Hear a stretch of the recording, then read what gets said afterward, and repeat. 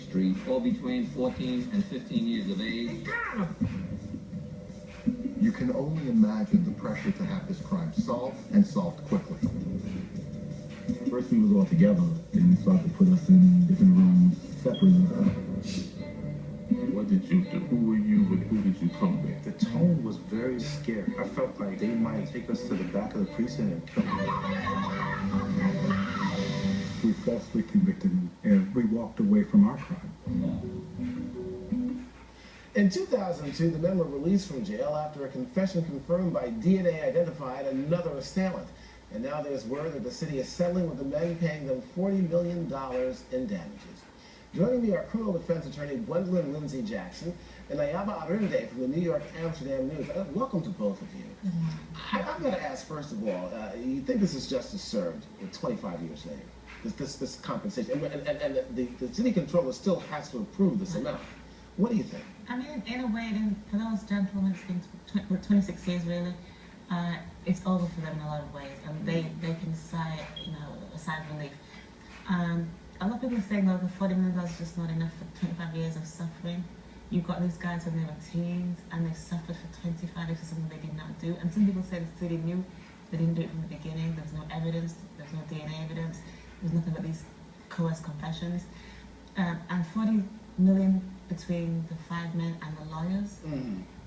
It's not. The lawyers will probably get a good get a third, more likely. Yeah. And that's what that's what it is. But these men suffered.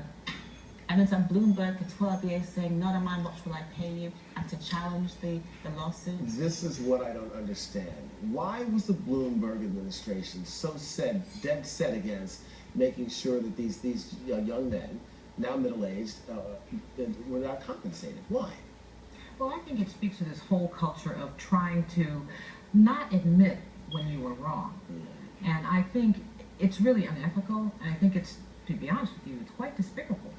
And I think it speaks to this whole culture, unfortunately, in the prosecutor's office, that, it's all about winning. It's all about winning at all costs. And I, quite frankly, think that they really need to do an investigation to see if the prosecutor's office buried any exculpatory evidence, because that's unethical conduct. Well, here's the key in all of this. Outside of not giving a public apology, which they probably will not do for these gentlemen, which I think would go a long way, the people that were involved in this case, I'm talking specifically about the police department. And the lead detective on this case, who many people know is now a reporter in New York City. I mean, you're talking about coercing information and all the stuff that went on. That shouldn't any of these people face some charges at this point, in your mind, in your opinion? Absolutely, sure. Mike, you talk about Mike Sheehan, who was the lead detective, one of the detectives in the Central Park 5 case. He was also the detective who arrested Mateus, Mateus, the guy that actually did the rape and confessed to the rape. Mike Sheehan, not only did they arrest him, he took his blood. Now, he could compare, he was also lead detective in the Central Park 5 case. You could compare the samples. They had DNA at the crime scene. He did not do that, but he could have done. Mateus says he went on to rape somebody else and kill somebody after the Central Park 5 case. If you'd got him then, he'd done a crime 2 days before Patricia Mealy was raped, they could have got him then, and they did not. And they knew these guys did not do it, and they took them for 25 years. They took their lives. And Linda Festi was a prosecutor. That's right. So she's now writing novels.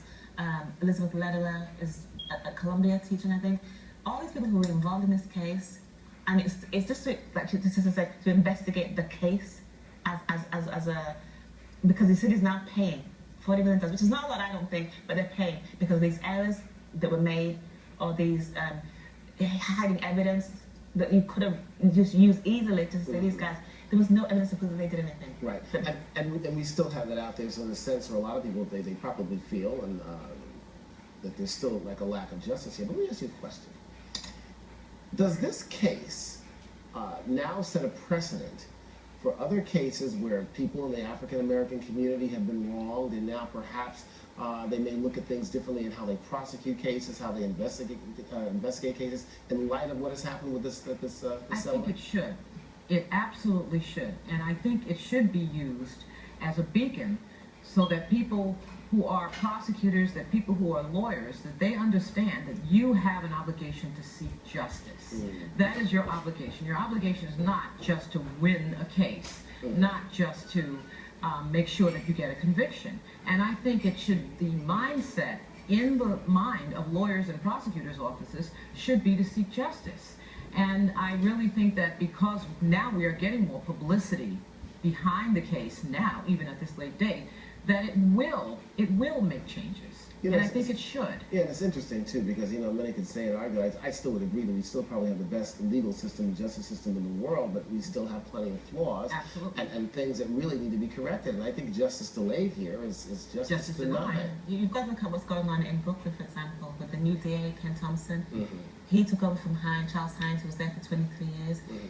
Ken Thompson has freed 6 men in 7 men in 6 months. Yes. Who were wrongfully convicted. One man was convicted of murder when he was in Florida.